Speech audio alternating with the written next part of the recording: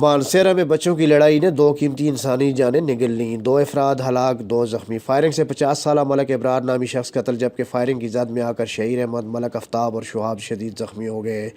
تینوں کی حالت تشویشناک، پولیس نے مقدمہ درج کر لیا۔ تفصیلات کے مطابق تھانہ سٹی مانسہرہ کی حدود میں واقع گاؤں چکڑیالی میں فائرنگ کر کے 50 سالہ ملک ابرار ولد مسکین سکن چکڑیالی کو قتل کر دیا گیا، جبکہ فائرنگ کی زد میں آ کر مقتول کے 3 بھانجے شہیر احمد، ولد احمد نواز، ملک آفتاب، شعاب پسران، عمر خطاب ساکنان چکڑیالی شدید زخمی ہو گئے، جن کو تشویشناک حالت میں کنگ عبداللہ اسپتال مانسہرہ لایا گیا، جہاں سے 2 کو تشویشناک حالت میں ایوب میڈیکل کمپلیکس ریفر کر دیا گیا۔ زخمی شعاب کی رپورٹ پر تھانہ سٹی مانسہرہ احسان اللہ ولد عبدالمالک، سجاد ولد احسان اللہ، ساجد ولد ولی خان کے خلاف زیر دفعہ 424 اور 302 کے مقدمہ درج کر کے پولیس نے دیگر ملزمان کی تلاش شروع کر دی۔